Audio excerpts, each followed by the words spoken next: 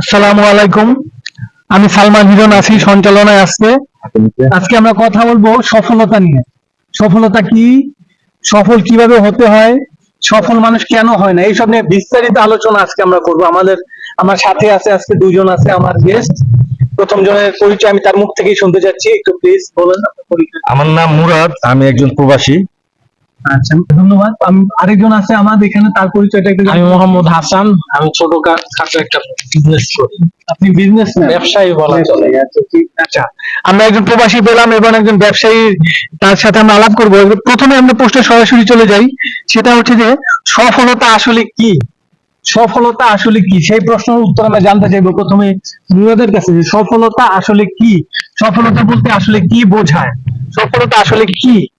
সফলতার আসলে অনেকগুলো সেক্টর আছে। আপনি একটা নির্দিষ্ট পয়েন্ট, আমার একটা সফলতা সেক্টর আছে। যেমন আমি যে কোনো কিছু করতেছি বা যেটার মধ্যে আমি স্যাটিসফাই হতেছি, মনে সেটা নিয়ে স্যাটিসফাই, সেটাই আমার কাছে সফলতা। আর একটা মানুষের কাছে আমার এই কাজটা সফলতা নাও হতে পারে। তার দৃষ্টিভঙ্গি থেকে সে যেটা করবে, যেটাতে সে মনে আত্মতৃপ্তি পাবে, সেটাই তার নিকট সফলতা।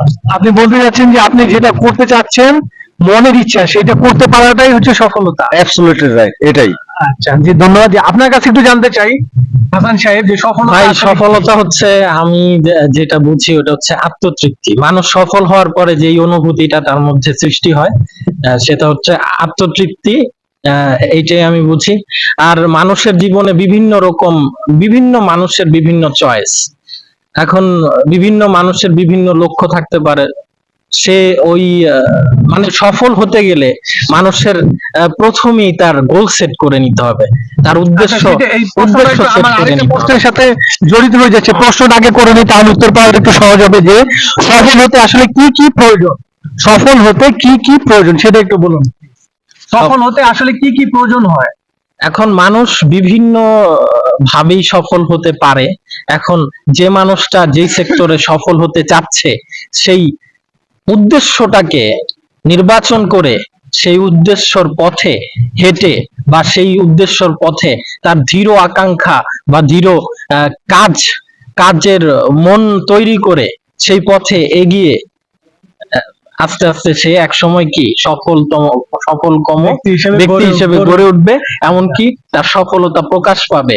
এরপরে সে প্রকাশ পাওয়ার পরে তার ভিতরে একটা আত্মতৃপ্তি, একটা ফিলিংস নামের জিনিসটা, অনুভূতি প্রকাশ পাবে। সেটাই হচ্ছে আমার কাছে সফলতা। সেটাই সফলতা, ব্যক্তির আত্মতৃপ্তি হচ্ছে সফলতা। আচ্ছা, আপনি বলতে চাচ্ছেন ব্যক্তির আত্মতৃপ্তি হচ্ছে চূড়ান্ত সফলতা। তো আরেকটা প্রশ্নে আমরা চলে যাই, পরের প্রশ্নে চলে যাই, যে কেন মানুষ ব্যর্থ হয়, বাবা কেন মানুষ সফল হতে পারে না, কি কারণে মানুষ ব্যর্থ হয়? Exactly কি কারণে মানুষ ব্যর্থ হয়? ব্যর্থ আমি বলবো তখনই হয়, যেমন এখন এখানে আমরা যারা কথা বলতেছি, আমরা সকলেই সফল, বা আমরা আশেপাশে যে সকল মানুষকে দেখতেছি, আমার দৃষ্টিকোণ থেকে সকলেই সফল। কারণ তারা কিছু করতে পারবে। যখনই আপনি চিন্তা করবেন যে আপনি সামনে হেঁটে যেতে পারবেন, তখনই আপনি সফল। আমি আপনাকে বহু বছর পরে প্রতীক্ষিত আশা দিতেছি না যে আপনি 10 বছর পরে এটা করতে পারবেন, এই কাজটা করতে করতে আমি সেটাকে সফল বললাম। আপনি এখন থেকে 1 মিনিট পরে যে ওইখানে যেতে পারতেছেন, এটাই আপনার জন্য সফল। কারণ 1 মিনিট পরে আপনি এই রাস্তাটাকে আপনার সিদ্ধান্তে পরিবর্তন করতে পারেন। আপনি এখান থেকে সিদ্ধান্ত নিচ্ছেন যে আমি 1 মিনিটের মধ্যে ওখানে যাব, ওইখানে যাওয়ার পরে আপনার সিদ্ধান্তটা পরিবর্তন হতে পারে। তার আগে বলবো যে 1 মিনিটের মধ্যে আপনি যে সিদ্ধান্ত নিচ্ছেন, সেটাই আপনার সফলতা। এভাবে সিদ্ধান্ত নিয়ে এগিয়ে গেলে আপনি বলবো যে এটাই আমার দৃষ্টিকোণ থেকে প্রত্যেকটা মানুষ সফল। আসলে ব্যর্থ তখনই যে 1 মিনিটের সিদ্ধান্ত নিতে পারে না, যে 1 মিনিটের সিদ্ধান্ত নিতে পারে না যে আমি আসলে এখান থেকে এখানে যেতে পারবো কিনা।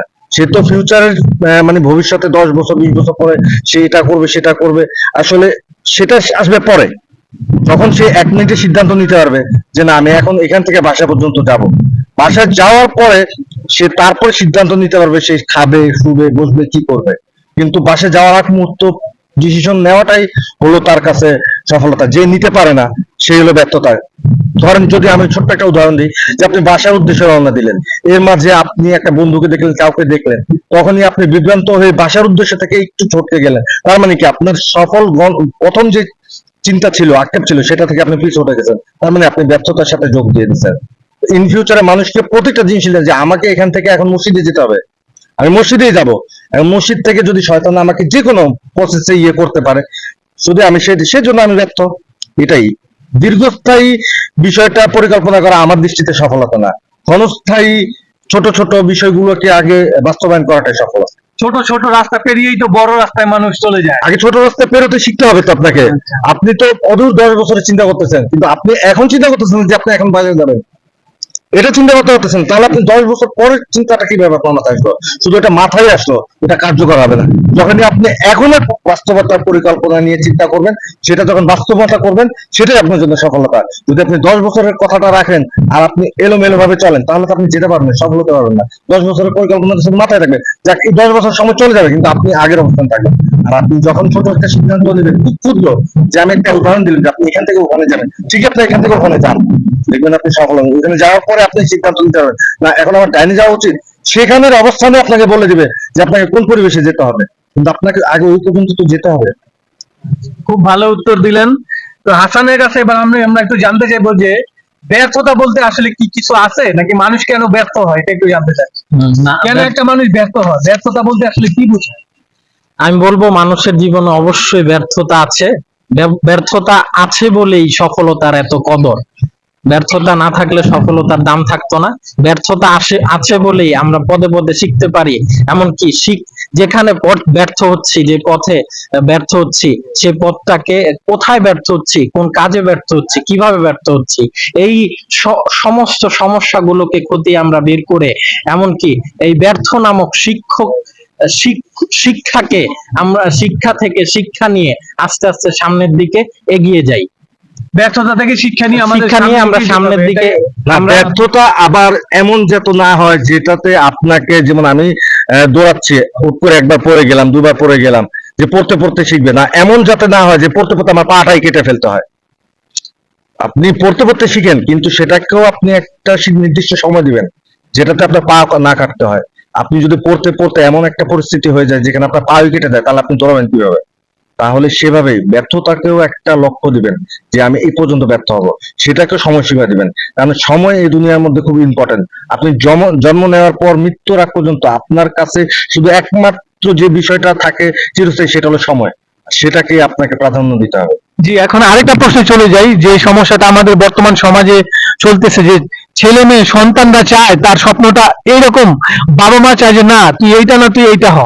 বাবা মা চায় যে ছেলে ডাক্তার কিংবা ইঞ্জিনিয়ার হোক, ছেলে চাচ্ছে যে সে একজন খেলোয়াড় হবে, কিংবা একজন মিউজিশিয়ান হবে, কিংবা একজন অ্যাক্টর হবে, ডিরেক্টর হবে। এই যে পার্থক্য, এই যে সমস্যা, বাবা মা চাচ্ছে একটা, সন্তান চাচ্ছে আরেকটা, এইটার সমাধানটা কি কি করলে এই সমস্যার সমাধানটা মিলবে?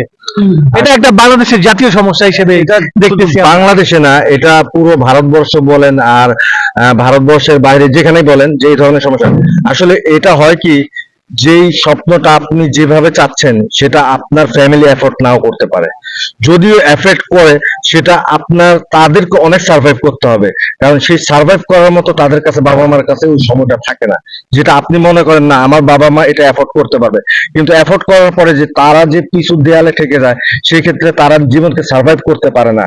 আর আপনি যে এখানে যাওয়ার পরে সফল হতে পারবেন, কারণ সেটার কোনো গ্যারান্টি থাকে না। কিন্তু আপনি যদি একটা বাবা মায়ের ওয়েতে, যে সিস্টেমিক ওয়েতে, যে আমাদের দেশে পড়াশোনা করে আপনি একটা ভালো জব করবেন, কিন্তু আপনার যে শৌখিনতা, আপনি একটা খেলোয়াড় হতে পারবেন, সেটার পসিবিলিটি কিন্তু আমাদের দেশের প্রেক্ষাপটে খুবই অল্প, কম। এর জন্য আমাদের দেশে বাবা মারা এই রিস্কটা নিতে চায় না। না হলে প্রতিটা সন্তানের প্রতিভাকে বিভিন্ন সেক্টরে, অনেকে গান গাইতে পারে, কিন্তু সেখান থেকে বাংলাদেশে এই প্রতিভাকে তো সেটাকে মর্যাদা দেয় না, মর্যাদা করে না। একটা খেলোয়াড়কে, আপনি আপনার ছেলেকে খেলোয়াড় বানাবেন, সে ভালো খেলে, কিন্তু সেই ভালো খেলার মূল্যায়নটা তো আমাদের দেশে দিচ্ছে না। তো এই জন্য বাবা মা ওই রিস্কটা নেয় না, তাই তার প্রতিভাকে গলা হত্যা করে। বাবা মাও জানে তার সন্তানের ভিতরে প্রতিভাটা আছে, কিন্তু পরিস্থিতির প্রেক্ষাপটে তাদের এই সন্তানের স্বপ্নকে ইয়ে করে তাদেরকে অন্য সেক্টরে ইয়ে করে দেয়। এই জন্য মানুষ টাকা পয়সা কামানোর পর অনেক দুঃখী থাকে। কারণ প্রতিটা মানুষ, আমার বাবা মাও দুঃখী, কারণ তাদের জীবনে আমি তাদের গল্প যখন শুনছি, তারা কিন্তু তারা এই হতে পারেনি কেন? তাদের বাবা মার পরিস্থিতির প্রেক্ষাপটে। কারণ তারা ওই জিনিসটা হলে এই দেশে মূল্যায়ন তো দিবে না। দেখেন আমাদের দেশে ভালো ভালো ক্রিকেটার আছে, দেখেন খুব ভালো ভালো, কিন্তু আমাদের দেশে ক্রিকেটার পরিস্থিতি এখন, ভালো ভালো খেলোয়াড় গুলো কিন্তু অচিরেই নিঃশেষ হয়ে যেমন যাচ্ছে। ধরি যে আমাদের দেশে ভালো ক্রিকেটার যদি আমরা সার্চ করি, 5,000 পাওয়া যাবে ক্রিকেটার, অবশ্যই। এখানে জাতীয় দলে মাত্র সুযোগ পাচ্ছে হয়তো 10 জন 11 না জন। না, আপনি বিভিন্ন সেক্টর, শুধু যে আপনি জাতীয় দলে খেলতে পারবেন না, ভালো ভালো খেলোয়াড় দিয়ে কিন্তু ক্লাবে খেলাচ্ছে। তারপরে আপনি ইউরোপ কান্ট্রির দৃষ্টিভঙ্গি থেকে, বা আমি যে আরব কান্ট্রিতে থাকি সেখানে দৃষ্টিভঙ্গি থেকে জাতীয় দলে মাত্র 11 জন বা 16 জন চান্স পায়। আপনার জাতীয় দলের দরকার নেই তো। আপনার ভালো পারফরমেন্স থেকে আপনি ক্লাবে যখন স্টেপ বাই স্টেপ যাবেন, তখনই আপনাকে সেই 11 জনের তালিকায় নিবে।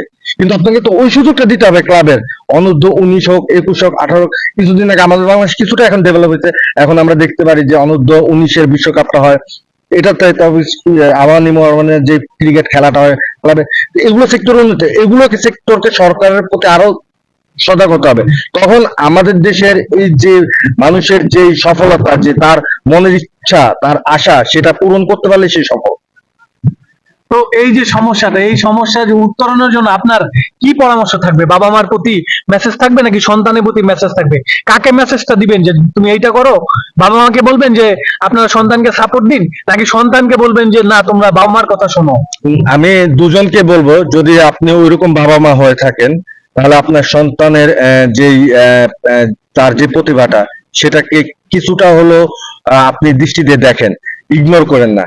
আর সন্তানদেরকে বলবো যে যদি বাবা মার পরিস্থিতির অনুকূলে তোমার প্রতিভাকে এফোর্ড করা যায়, তাহলে তো করবে। যদি না করা যায়, তাহলে তুমি বাবা মার কথা অনুযায়ী করার পাশাপাশি নিজের প্রতিভা কখনো মানুষের ভিতরে লুকায়িত থাকে না, সেটা আলোকিত হয়। প্রতিভা হলো একটা মোমবাতির মতো, সেটাকে আপনি ঢেকে রাখবেন ততক্ষণ পর্যন্ত, যতক্ষণ সেটাকে আপনি ঢেকে, যখনই বের করবেন তখন সেটা পুরো আলোকিত হবে। তো আপনি আপনার কর্মের পাশাপাশি সেটাকেও আপনি অল্প 1 মিনিট করে সময় দেন। আপনার কাজে 1 ঘন্টা সময় দেন, সেখানে 5 মিনিট সময় দেন। যে 5 মিনিট করে করে করে 60 মিনিট হবে। 60 মিনিটে আপনি একদিন আলোকিত হবেন। আচ্ছা, হাসানের কাছে জানতে চাই যে ওই সন্তানের প্রতি কি মেসেজ থাকবে আপনার, যে আপনি কিভাবে আপনার জীবনের লক্ষ্যটাকে সেট করবেন? ওই একজন সন্তানের প্রতি, ছোট একটা সন্তান যে 8-9-এ পড়ে কিংবা কলেজ পড়ুয়া একজন সন্তানকে আপনি কি গাইডলাইন দেবেন যে তোমার জীবনের লক্ষ্যটা কি হওয়া উচিত, কিংবা তোমার সফলতা কি, কোথায় গেলে তুমি সফলতা পাবে? কি মেসেজ থাকবে আপনার? প্রশ্নটা একটু কঠিন মনে হচ্ছে আপনার কাছে, তারপরও পরে আসছি, আপনি একটু শেষ করুন। প্রশ্নটা আবার যদি একটু রিপিট করতেন। জি, যে যে একটা একটা সন্তান যে 9-10-এ পড়ে কিংবা কলেজে পড়ে, ওর লাইফের সাকসেস হওয়ার জন্য, সফল হওয়ার জন্য কি ধরনের মাইন্ডসেটটা দরকার, কিভাবে ও লক্ষ্যটা সেট করবে, সেটা একটু জানতে চাচ্ছি। কি চিন্তা করবে সে? একটা 9, কিভাবে 10 লক্ষ্য? একটা 9-10 এর ছেলে বা কলেজের ছেলেকে কোনো বাবা মাই বলে না তুমি কাজ করো, শুধু বলে যে তুমি পড়াশোনা করো, তোমার পড়াশোনাটাকে তোমাকে সাকসেস দেবে। আমি বলবো যে সে পড়াশোনার মাঝে তো অনেক সময় আছে, তাহলে পড়াশোনার ফাঁকে সে এই যে তার ভিতরের প্রতিভাকে, সে এই সময়টাকেই সময় দিতে পারবে। সে, আমি বলবো, পড়াশোনার পাশাপাশি অন্য কোনো অযথা সময় নষ্ট না করে সেটা তার প্রতিভার দিকে সে ফোকাস করলে সে উভয় দিকে সাকসেস হতে পারবে। এটা হলো যারা আপনি বললেন 9-10, বা আমি বলবো এটা হলো তাদের জন্য সুবর্ণ সুযোগ তাদের প্রতিভাকে বিকশিত করার জন্য। যখন আপনি জবে করবেন তখন আপনি এই সময়টা পাবেন না, কারণ আপনি তখন ফ্যামিলিকে সময় দেওয়ার মতো সময় থাকবে না। যখন কর্মে ঢুকে যাবেন, আপনার প্রতিভা তো পরের কথা, কিন্তু আপনি যখন পড়াশোনা করেন তখন আপনার ফ্যামিলি তো আপনি সময় দিচ্ছেনই, পড়াশোনাকে সময় দিচ্ছেন, তার পাশাপাশি আপনার একটা বিশাল সময় থাকে, যে সময়টাকে আপনার ভিতরের প্রতিভাকে অল্প করে মানুষ অবমূল্যায়ন করুক। কারণ প্রতিটা প্রতিভাবান ব্যক্তি মানুষের কাছে তুচ্ছ তাচ্ছিল্য ছিল, এটা আমাদের ইতিহাস বলে। জি, কিন্তু পরবর্তীতে এইগুলোকে আমাদের বইয়ের ভাষায় বইয়ে আমাদের তারাই আমাদের আইডল, তাদের নামই লেখা হয়েছে। তাদের নামে তারাই আমাদের আইডল, তারাই আমাদের অনুপ্রেরণা। তাহলে এগুলো নিয়ে আপনি ঘাবড়াবেন না, কখনো চিন্তা করবেন না। আপনার হাতে, আমি বলবো, যারা স্কুল বা কলেজে পড়েন তাদের কাছে, যারা এখনো পড়াশোনা করতেছেন, তাদের প্রতিভাকে তারা নিজেরা বের করুন। তাদের যে সময়টা আছে সেটাকে আপনি অপচয় না করে সেটা আপনার ভিতরের প্রতিভাকে কাজ করুন। আর প্রতিটা মানুষই প্রতিভাবান। যে আজান দিচ্ছে, এখন একটু আমরা Okay. সংক্ষিপ্ত করি এবং মেসেজ থাকবে যে তোমরা নিজের স্বপ্নকে একটু সময় দাও।